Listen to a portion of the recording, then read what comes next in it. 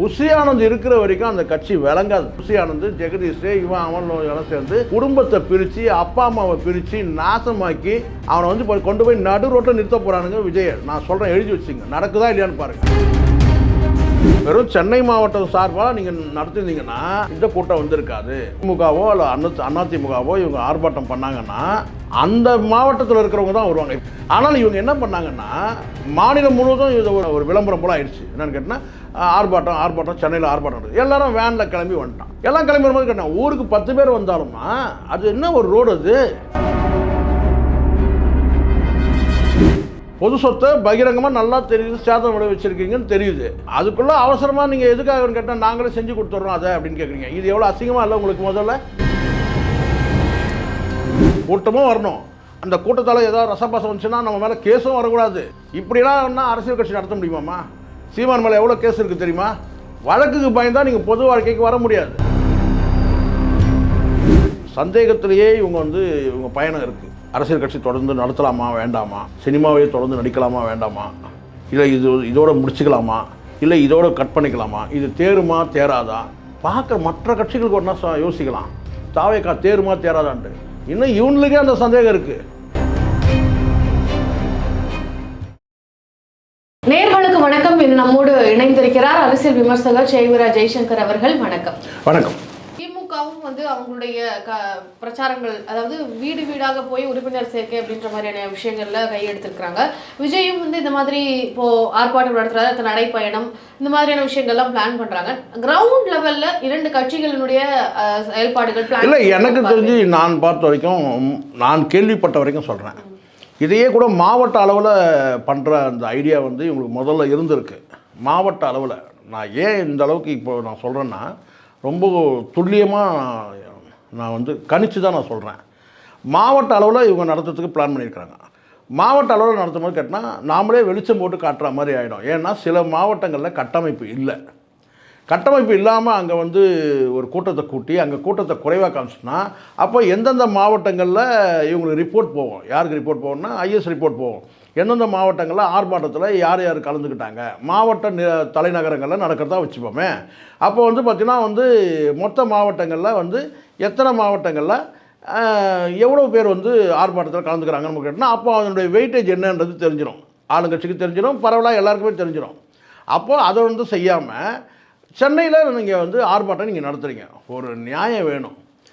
திமுகவோ அல்ல அதிமுகவோ இவங்க ஆர்ப்பாட்டம் பண்ணாங்கன்னா அந்த மாவட்டத்தில் இருக்கிறவங்க தான் வருவாங்க. இப்போ சென்னையில் ஆர்ப்பாட்டம் நடத்துகிறாங்கன்னா அந்த 3 மாவட்டங்கள், மத்திய சென்னை, வட சென்னை, தென் சென்னை, இந்த 3 மாவட்டங்களில் கலந்துக்குவாங்க. இதுதான் மாவட்டம். நான் சென்னை மாவட்டம் சார்பாக நடந்தா.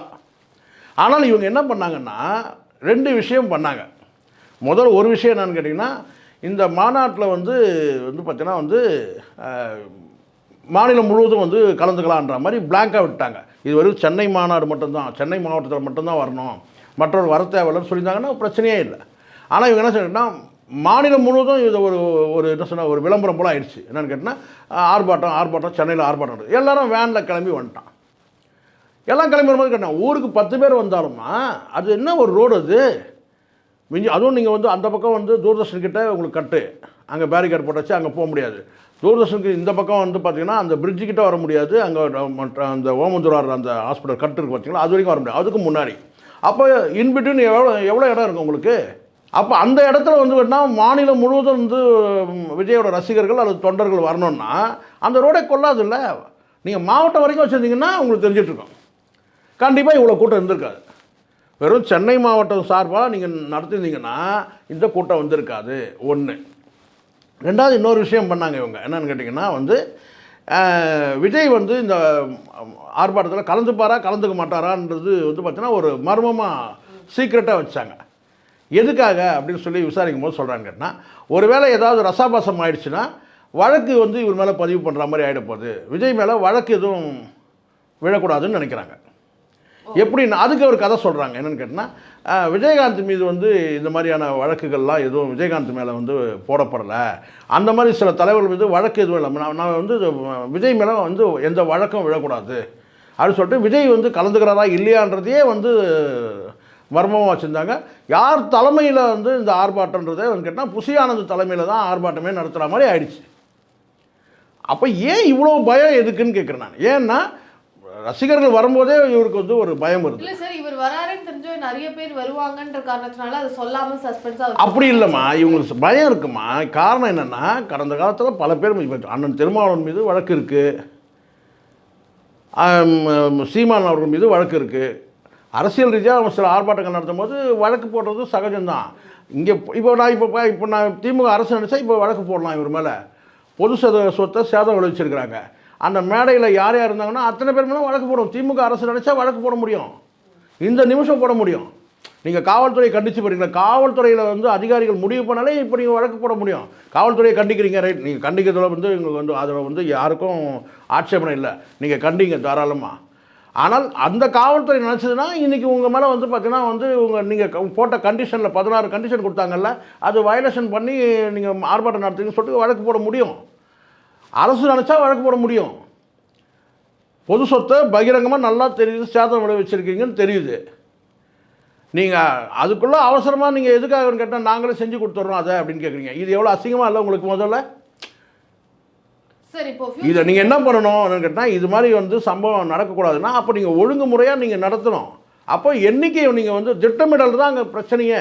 சென்னை மாவட்டம் மட்டும் நீங்கள் திட்டமிட்டுருந்தீங்கன்னா அப்போ அந்த அளவோடு மக்கள் வந்திருப்பாங்க, அளவோடு இப்போ நான் கேட்குறேம்மா, அதிமுக நாளைக்கு வந்து ஒரு ஆர்ப்பாட்டம் நடத்துகிறாங்க அதே இடத்துல. திமுகன்னு சொன்னால் கூட நீங்கள் வந்து ஆளுங்கட்சி கூட்டத்தை கூட்டிட்டாங்கன்றீங்க.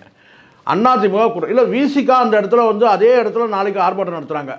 திருமாவளவன் சொல்கிறாரு தமிழ்நாடு முழுவதும் வந்து நீங்கள் வந்து ஆர்ப்பாட்டத்தில் நீங்கள் வந்து கலந்துக்கலாம், சென்னை மாவட்டம் மட்டுமே கிடையாது, ஆர்ப்பாட்டத்தில் கலந்துன்னு சொன்னால் எவ்வளோ வருவாங்க தெரியுமா கூட்டம்?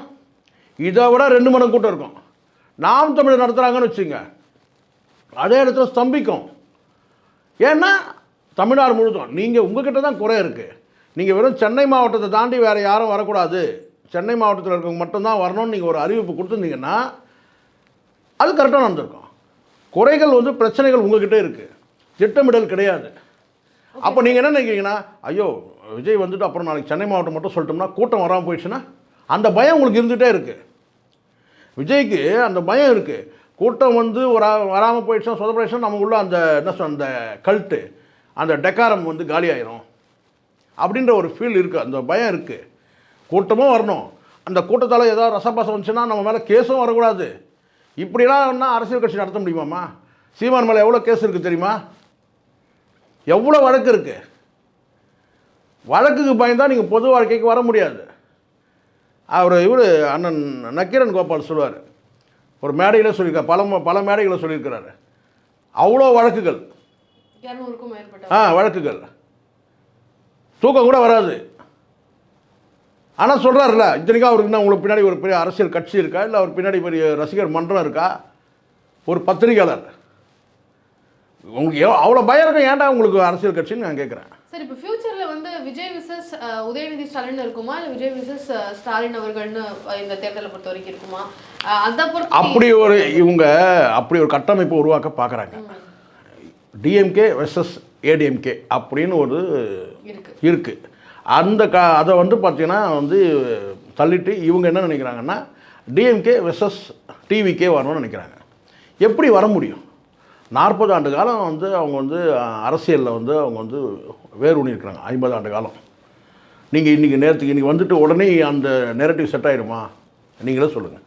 அதுக்கு பணம்னா உழைக்கணும், வெளிப்படையாக வரணும். நீங்கள் வந்ததே 3 நிமிஷம், உலகத்தில் கின்னஸ் ரெக்கார்டு 3 நிமிஷத்தில் வந்து ஆர்ப்பாட்டத்தை முடித்தது யாருன்னா இவங்க தான். டோட்டல் 25 நிமிஷம், 20 நிமிஷத்துக்கு மேலே சொல்கிறாங்க. அதில் இவர் பேசுகிறது 3 நிமிஷம். டைம் லிமிட்னா அதுக்கு முன்னாடி உங்களுக்கு இங்கே கோளாறு என்ன பிரச்சனை? உங்களுக்கு கொடுக்கப்பட்டது 2 மணி நேரம். நீங்கள் ஆஞ்சி ஓஞ்சி குளிச்சு எல்லாம் வந்து இந்த சொல்லுவாங்கள்ல, ஏதாவது ஒரு விசேஷத்துக்கு கிளம்புற மாதிரி கிளம்புனீங்கன்னா நீங்கள் தானே அதுக்கு ப்ரிப்பேராக இருக்கணும். 2 மணி நேரம் கூட உங்களுக்கு கொடுக்கட்டும், நீங்கள் மேடைக்கு வர வேண்டியது தானே. அதில் ஏன் பதுங்கி உங்களுக்கு ஏன் அவ்வளோ யோசனை? உங்கள்கிட்ட திட்டமிடல. அவங்க கொடுக்குற டைம் வந்து உங்களுக்கு மொத்தமே 25 நிமிஷம் தாங்க இந்த ஆர்ப்பாட்டத்துக்கு டைம்னு சொன்னால் பரவாயில்ல. உங்களுக்கு கொடுக்கப்பட்ட 2 மணி நேரம் கொடுத்துருக்காங்கன்னா அந்த 2 மணி நேரத்தை நீங்கள் வந்து கரெக்டாக வந்து பயன்படுத்திக்கணும். உங்களுக்கே வந்து ஒரு டவுட், இவங்க ஒரு டவுட்லேயே போயிட்டுருக்குறாங்கம்மா, சந்தேகத்திலேயே இவங்க வந்து இவங்க பயணம் இருக்குது. அரசியல் கட்சி தொடர்ந்து நடத்தலாமா வேண்டாமா, சினிமாவே தொடர்ந்து நடிக்கலாமா வேண்டாமா, இல்லை இதோட முடிச்சுக்கலாமா, இல்லை இதோட கட் பண்ணிக்கலாமா, இது தேருமா தேராதா, பார்க்குற மற்ற கட்சிகளுக்கு ஒன்றா யோசிக்கலாம். தாவேக்கா தேருமா தேராதான்ட்டு இன்னும் இவனுக்கே அந்த சந்தேகம் இருக்குது, தேருமா தேராதா. புஷி ஆனந்த் இருக்கிற வரைக்கும் அந்த கட்சி விளங்காது, நிச்சயமாக சொல்கிறேன். விஜயை வந்து நான் சொல்கிறேன், விஜயின் மார்க்கெட் இழந்து நான் சொல்கிறேன், எழுதி வச்சுங்க, நான் சொன்னேன்னா பழிக்கும். நான் ஏதோ சாமெல்லாம் விடலை, எனக்கு அதில் நம்பிக்கை கூட எனக்கு கிடையாது, எனக்கு இறை நம்பிக்கை எனக்கு கிடையாது. மனசாட்சி விரோதம் இல்லாமல் எந்த பாரபட்சமும் சொல்கிறேன், புஷி ஆனந்த் இருக்க வரைக்கும் அந்த கட்சி விளங்காது. காரணம் கேட்டால் அந்த ஆள் பண்ண வேலைகள் அத்தனை வேலைகளும் மோசம். முதல்ல ஒரு தலைவனுக்கு அழகு குடும்பத்தோடு இருக்கிறது. சொல்லலாம் திருமாவளவன் சொன்ன உடனே திருமாவளவன் குடும்பம் இருக்குதா, காமராஜர் குடும்பம்லாம் அம்மா அப்பாவோடு இருந்தாலும் குடும்பம் தான். கல்யாணமே இல்லாமல் வந்து பார்த்தீங்கன்னா அம்மா அப்பாவோட இருந்தால் குடும்பம், அக்கா தங்கை அண்ணன் தம்பி இவங்களோட இருந்தாலும் கூட குடும்பம் தான். திருமாவளவனுக்கு குடும்பம் இருக்குது, மனைவி இல்லைன்னா குடும்பம் இல்லைன்னு கிடையாது. மனைவி பிள்ளைகள் இருந்தால் மட்டும்தான் குடும்பம் கிடையாது. அவரை சுற்றி ஒரு சொந்த பந்தம் இருக்குது. இவனை சுற்றி யார் இருக்கிறாங்க, விஜய் சுற்றி 4 பொறுக்கிகள், சினிமாவில் இந்த வாய்ப்பு இல்லாத இந்த டிவி சீரியல் நடிக்கிறவன், காமெடியாக நடிக்கிற ஒரு 4 பேர் இருக்கிறானுங்க. அந்த 4 பேர் நல்லவன் கிடையாது. ஒரு நல்லவன் போனால் துரத்தி விட்டானுங்க, யார், தாடி பாலாஜி. ஒரே ஒரு நல்லவன் தான் உள்ளே நுழைஞ்சான், கேட்டில் அப்படியே நிறுத்தி அப்படியே பின்னாடி அப்படி அனுப்பி விட்டானுங்க. அங்கே இருக்கிறவனெல்லாம் குடிகார கும்பல். அந்த ஸ்ரீநாத், ஸ்ரீமன், இவன் வேறுனா இன்னொருத்தர் இருக்கான் அந்த சஞ்சீவி, பகிரங்கமாக சொல்கிறேன், முடிஞ்சால் நீங்கள் என்ன வேணால் பண்ணுங்கடா, தப்புமா. இவனுங்கெல்லாம் சேர்ந்து அவனை அழித்து அந்த குடும்பத்தை அதுக்கு அடுத்த ரவுண்டு வந்து பார்த்தீங்கன்னா இவன் புஷி ஆனந்த், ஜெகதீஷ், இவன் அவன் சேர்ந்து குடும்பத்தை பிரித்து அப்பா அம்மாவை பிரித்து நாசமாக்கி அவனை வந்து கொண்டு போய் நடு ரோட்டில் நிறுத்த போகிறானுங்க விஜய். நான் சொல்கிறேன், எழுதி வச்சுங்க, நடக்குதா இல்லையான்னு பாருங்கள். இந்த ஒரு காரணம் இல்லைம்மா, புஷி ஆனந்த் தான் இதை பண்ணது. அவன் நாசமாக்கணும் அப்படி தான். விஜயகாந்தாவது நீங்கள் சொல்லுங்கள், விஜயகாந்த் வந்து பார்த்தா சொல்லுவாங்க குடிகாரர் சொல்லுவாங்க, ஆனால் அரசியல் தெளிவாக இருந்தார். அவரை மாதிரி தெளிவான அரசியல் பண்ணவே கிடையாது. அவர் அடுத்த அரசியல் தெளிவுனா அது சீமான்ட்டு தான். அவர் க்ளீனாக சொன்னார். ஆனால் அப்படிப்பட்டவரையும் வந்து பார்த்திங்கன்னா வந்து ஒரு கட்டத்தில் வந்து கேட்டால் கூட்டணிக்காக தள்ளிட்டாங்க. அது அரசியல் நிலைப்பாடு வச்சுக்கலாம். அவர் தவறான முடிவு எடுத்ததுனால ஏற்பட்டது. அவர் திமுகவோட அடுத்த கூட்டணி திமுகவோட போயிருந்தாருனா கூட வந்து கேட்டால் வந்து கணிசமான எம்எல்ஏக்கள் கிடச்சிருக்கும். அது பழம் நழுவி பாலில் வேலை, அது ஒரு பக்கம். ஆனால் கடுமையான உழைப்பாளி, உறுதியான முடிவெடுத்தவர் அரசியலில். 2 பெரும் தலைவர்கள் இருக்கும்போதே கேட்டால் அவர் அதிகாரத்தை வந்து பார்த்தீங்கன்னா வந்து கைப்பற்றணும்னு நினச்சார். ஸோ இதெல்லாம் வந்து நீங்கள் வந்து விஜயகாந்தோட ஒப்பிடுறாங்க. முதல்ல தப்பு. விஜயகாந்தோட விஜய் ஒப்பிடவே கூடாது. ஒரு பேச்சு ஒழுங்கு இருக்கா, ஒரு அரசியல் அப்படியாவது இருக்க ஆசை இருக்குன்னா அரசியல் தெளிவு, அதுக்கு பிறகாவது ஒரு அரசியல் தெளிவு இருக்கா பேசுறது? எந்த விஷயத்தில் உனக்கு அரசியல் தெளிவு இருக்குது சொல்லுங்க பார்க்கலாம். ஒரு கை பொம்மை மாதிரி அவனை வந்து பார்த்தீங்கன்னா வந்து பயன்படுத்தினுக்கிறானுங்க. இதுதான் உண்மை. விஜய் வந்து பொம்மை, ஒரு பொம்மை மாதிரி வந்து இவனுக்கு வந்து சீன் ஓட்டுனுக்கிறானுங்க வச்சுட்டு வந்து கேட்டால் வந்து கீ கொடுத்தா ஓடுற மாதிரி. ஏதாவது அதில் இருக்கிற அடுத்த தலைவர் எவனுக்காவது தெளிவு இருக்கா? இவனே சாராய கடை வச்சுருக்கிறவன் வந்து பாண்டிச்சேரியில் புஷி ஆனந்த், இன்னொருத்தர் லாட்ரி சீட்டு. இவனுக்கு வந்து சேர்ற ஆளுங்களை பாருங்களேன். அவன் வந்து அப்படியே 2ஆக மலர்த்திடுவாங்கன்னானுங்க. யார் அந்த எவனோ அந்த ஐஆர்எஸ் ஒருத்தன், அவன் அந்த பனையை விட்டு தாண்டவே இல்லை. சரி, அவங்ககிட்டயாவது பேச்சுல ஏதாவது ஒரு மெச்சூரிட்டி இருக்குன்னு பார்த்தீங்கன்னா அவனும் சின்ன பையன் மாதிரி பேசுகிறான். ஒரு பக்குவம் இல்லை. ஒரு நல்ல ஒரு அரசியல் கட்சியை உருவாக்கி அதுக்கப்புறம் அனுபவசாலிகளை வந்து பல கட்சிகள்லேருந்து விலக்கப்பட்டவர்கள் பல பேர் இருக்கிறாங்க. அனுபவம் இருக்குன்றதுனாலே கூட விலக்கப்பட்டவங்களாம் இருக்கிறாங்க. அனுபவம் இருக்குது, இவனால் நமக்கு தலைமை பதவிக்கு பிரச்சனை வருன்றதுனாலே கூட ஒதுக்கி வச்ச தலைவர்களாக இருக்கிறாங்க. பல நபர்கள் இருக்கிறாங்க, பல முக்கியஸ்தர்கள் இருக்கிறாங்க. அவங்களெல்லாம் கட்சிக்குள்ளே கொண்டு வந்துட்டு அவங்களுடைய அனுபவத்தை பயன்படுத்திக்கிட்டு ஒரு அரசியல் கம்பீரமான ஒரு அரசியல் கட்சியாக நடத்துவீங்களா? காகிதம் பொறுக்கிங்களை வச்சுக்கிட்டு ஒரு கட்சி நடத்திட்டு இருக்கீங்க நீங்கள். உங்களுக்கு இப்போவும் நான் சொல்கிறேன், நீங்கள் வேணால் ஏமாறலாம். நான் அன்றைக்கே சொன்னேன், ஜான் ஆரோக்கியசாமி நான் பல முறை என்கிட்ட பேசியிருக்கிறாரு. ஒரு நல்ல நட்போடு தான் நான் பழகினேன் அவர்கிட்ட. அப்போவே சொன்னேன், புஷி ஆனந்தை வந்து பொட்டலம் கட்டி நீங்கள் பாண்டிச்சேரி அனுப்புறதுக்கு இந்த கட்சி உருப்படாது, நீயும் ரொம்ப நாளைக்கு அங்கே இருக்க மாட்டேன்னு சொன்னேன். அந்த ஆளுக்கு என்னமா இருக்குது ஜான் ஆரோக்கியசாமிக்கு? அவர் வந்து ஒரு சம்பளத்துக்கு வேலை செய்வான். நாளைக்கே பொட்டி படிக்க எடுத்துன்னு கிளம்பி அவன் வேறு ஒரு ஸ்டேட்டுக்கு போயிடுவான். என்கிட்ட சொன்ன வார்த்தை தான். ஏன்னா வந்து அதனால தான் இன்றைக்கி வரைக்கும் நீங்கள் பாருங்கள், ஜான் ஆரோக்கியசாமி எங்கேயாவது ஒரு மேடையில் நீங்கள் பார்த்தீங்கன்னா, நீங்கள் எந்த மேடையில் நீங்கள் காட்டுங்க, ஒரு மேடை இவர் தாங்க ஜான் ஆரோக்கியசாமி காட்டுங்க. ஊடகங்கள் பிடிச்சி போடுது. ஜான் ஆரோக்கியசாமி எங்கேயாவது ஒரு இடத்துல வந்து பார்த்திங்கன்னா வந்து ஒரு மேடையில் தாவக மேடையில் பார்த்துருக்கீங்களா நீங்கள்? நான் சொல்கிறேன், நான் பல முறை சந்திச்சிருக்கிறேன். மணிக்கணக்கில் இரவு நேரங்களையும் சரி பகல்லையும் மணிக்கணக்கில் நான் பேசியிருக்கிறேன். ஆனால் வந்து பார்த்தீங்கன்னா ஒரு மேடை அப்போனா நான் பணத்துக்கு வேலை செய்கிற நபர். நாளைக்கே கூட அவருக்கு வந்து பெட்டி படுக்கலாம் எடுத்துகிட்டு கிளம்பி போயிட்டே இருப்பார், அக்ரிமெண்ட்டை கேன்சல் பண்ணிட்டு. அதுக்கப்புறம் இவன் தான் இருக்கிறான் அந்த லாட்ரி பேசி தான் கேட்கணும். ஒன்று நல்லா தெரிஞ்சு லாட்ரி அடிக்க போகாது நல்லா தெரியும். ஏன்னா இது ஏதோ ஒரு நான் நினைக்கிறேன் வந்து ஒரு ஏதோ ஒன்று இருக்குது. இவங்க ஒரு பிளான் பண்ணி இறங்குறாங்க. இது கடைசியில் அப்படி இப்படி போய் வந்து பார்த்தீங்கன்னா வந்து ஏதோ இந்த என்ன சொல்லுவாங்கன்னா கிறிஸ்டியானிட்டி கும்பல்லாம் சேர்ந்துட்ட மாதிரி ஆயிடுச்சு. இது அப்படின்னு போய் மக்கள்கிட்ட வந்து அந்நியப்படுற மாதிரி ஆகிடும். ஒரு குறிப்பிட்ட ஒரு மதம், அது எந்த மதம், நான் மதங்களுக்கு ஆதரவாகவும் பேச மாட்டேன் எதிராகவும் பேச மாட்டேம்மா, நான் ஓப்பனாக சொல்கிறேன். நான் இது ஏன்னு கேட்டிங்கன்னா நான் குறிப்பிட்ட ஒரு மதத்துக்கு வந்து எதிராக பேசணுன்ற நோக்கம் எனக்கு கிடையாது. நீங்கள் ஒரு அரசியல் கட்சியில் நீங்கள் ஒரு மத சாயம் பூசிக்கிட்டீங்கன்னு வச்சுக்கோங்க, அது எந்த மதம்னா இருக்கும். ஆனால் கிறிஸ்டியானிட்டிக்கு நிறைய பேருமா கிறிஸ்டியன்லாம் அதில் நிறைய பேர் இருக்கிறாங்க. உண்மை இது. நீங்கள் பல முக்கியமான நபர்கள்லாம் வந்து கிறிஸ்தவ அந்த மிஷினரி இருக்குல்ல அதோட செயல்படும். ஜான் ஆரோக்கியசாமி ஒரு கிறிஸ்டியன் தான். ஆமாம், அந்த மிஷினரி சப்போர்ட்டில் செயல்படுறாங்க. அப்படி பண்ணும்போது மக்கள்கிட்ட போய் ரீச் ஆகும்போது இயல்பாகவே வந்து அந்த மக்களுக்கு வந்து வாக்களிக்கிற அந்த எண்ணம் வராது.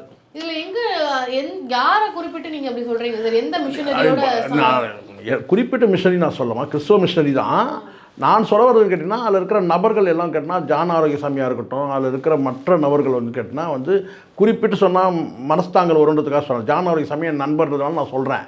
ஜான் ஆரோக்கியசாமி கிறிஸ்டின் தான். மற்ற நபர்கள் வந்து கேட்டினா அதில் வந்து ஆதவர்ஜனும் கிறிஸ்டின் தான். இன்னும் பல பேர் அதில் இருக்கிறாங்க. ஒரு 20 பேருக்கு மேலே இருக்கிறாங்க. ஒரு 15 பேர் இருக்கிறாங்கன்னு வச்சுக்கோங்க. நேழ் மாதிரி ஒரு 6 பேர் இருக்கிறாங்கன்னா, ஒரு நிஜமாக 6 பேர் இருக்கிறாங்கன்னா நேழாக வந்து ஒரு 20 பேர்கிட்ட இருக்கிறாங்க. அவங்களுடைய வழிகாட்டுதலில் அவங்களுடைய ஃபினான்ஸில் தான் நடக்குது. இப்போ நான் கேட்குறேன் உங்கள்கிட்ட சொல்லுங்கள், இப்போ சொல்லுங்கள். அவர் தம்பி இருக்கார்ல, கல்யாணம் பண்ணார்ல கிங்காங், அவர் கல்யாணத்துக்கு வரவே இல்லை. ஆனால் அன்றைக்கே வந்து அன்றைக்கி மாலை எங்கே போனார் தெரியும்ல, ஜேபிஆருடைய பேத்தி கல்யாணத்துக்கு போனார். நீங்கள் பார்த்துருப்பீங்க. அவங்களாம் ஒரு கிறிஸ்டியன் விங்கு தானம்மா, அவங்களும் ஒரு கிறிஸ்டியன் விங்கு தான்ற நான் அதான் நான் சொல்கிறேன். நிஜமாக 6 பேர்னால் நேராக ஒரு 20 பேர் இருக்கிறாங்க. அதனால் அவர் வந்து அந்த கிறிஸ்தவ மத சாயல் வந்து அவர் மேலே விழுது. இப்போ நான் கேட்குறேன், இந்த பிஜேபி கூட ஏமா வந்து இவ்வளோ போராட்டம்? இருங்க எங்கே காட்டுங்க நீங்கள் கட்சிக்காரனுடைய ஒரு நிகழ்ச்சி நீங்கள் காட்டுங்க. கட்சி தொடங்கி 2 வருஷம் ஆச்சு இல்லை, இந்த கல்யாணத்தை வந்து விஜய் போய் நடத்தி வச்சாரு, காட்டுங்க. யார் வேணா இருக்கட்டும், கட்சிக்காரங்க இது வரைக்கும் வந்து பார்த்தா வெளியில் வர்றது இல்லைம்மா. நீங்கள் வெளியில் வர்றது, நீங்கள் பொது நிகழ்ச்சிக்கு வர வேண்டாமா? உங்கள் கட்சிக்காரனா கல்யாணம் பண்ணியிருப்பான்ல, நல்லது கட்ட நடந்திருக்கான்ல, நீங்கள் சாவுக்கு போகல, அவன் செத்து போனால் உங்களை ஆவியாக பிடிச்சிப்பான். கல்யாணத்துக்கு கூட போகல நீங்கள். அதை தான் நான் சொல்ல வரேன். நடிகர் கல்யாணம் நீங்கள் சொல்லுங்கள். இப்போ நடிகர் கல்யாணத்தில் இப்போ இவர் கல்யாணத்தில் போய் கலந்துக்கிறீங்க, கிங்காவோட கல்யாணத்தில் நீங்கள் கலந்துக்கல, கீர்த்தி சுரேஷ் கல்யாணத்துக்கு இங்கேருந்து தனி ஃப்ளைட்டில் போனீங்க, அங்கேருந்து இப்படியே நீங்கள் வந்து பார்த்தீங்கன்னா இப்போ வந்து ஆமாம். நான் என்ன சொன்னேன், இதில் கலந்துக்கிட்ட ஏன் கலந்துக்கலன்னு கேட்குறேன். இவன் சாதாரண ஒரு எளிய கலைஞன்ல, சாமானிய மனிதன்ல, கிங்காங்கு சினிமாவில் நடிக்கிற சாதாரண நடிகன்ல, எளிய மகன்ல, அவன் வீட்டு கல்யாணத்துக்கு நீங்கள் கலந்துக்கல, நியாயமா இது? ஆனால் அன்றைக்கே வந்து போகிறீங்க, வந்து பார்த்தீங்கன்னா வந்து ஜேபிஆரோட பேத்தி கல்யாணத்துக்கு போகிறீங்க. அப்போ பணத்தோட சேருதுன்னா பொருள். கேட்கறது கரெக்டான கேள்வி நான் கேட்டுருக்கிறேன். அழைப்பு கொடுத்தாரா இல்லையா? யார் அழைப்பு கொடுக்கல? யார்? இவரா கிங்காங்கா? அதுக்கு என்ன இது இருக்கு சார்? அம்மா அதெல்லாம் கிடையாது. கிங்காங் வந்து அழைப்பு கொடுக்கலன்னு நீங்கள் சொல்லுங்க. அந்த ஆள் முன்னாள் வரைக்கும் ஏன் காலையில் கல்யாணம்னா வந்து ஒரு மணி நேரம் முன்னாடி இருக்கும் பத்திரிக்கை அமைச்சிருக்கிறாரு. அதெல்லாம் சும்மா போமானது. இப்போ விஷாலுக்கு வைக்கும்போது விஜய்க்கு வைக்க மாட்டாரா? நீங்கள் எல்லாருக்கும் ஒரு பத்திரிக்கை வச்சுருக்காரு. இத்தனைக்கும் சொந்த கார் கூட இல்லாமல் எப்படியோ போயிட்டு எல்லாருக்கும் பத்திரிக்கை வச்சுருக்காரு. சும்மா சொல்கிறார். அதில் மனுஷன் வந்து அவர் தான் ஒரு நல்ல தகப்பனுக்கு ஒரு எடுத்துக்காட்டு வந்து கிங்காங். சினிமாவில் ஒரு நல்ல தகப்பனுக்கு எடுத்துக்காட்டாக இருந்திருக்கிறார். விஜய் அவர்களுடைய அரசியல் நகர்வுகள் பற்றி நிறைய விஷயங்கள் என்கிட்ட பகிர்ந்துக்கிட்டீங்க. மிக்க நன்றி சார். நன்றி.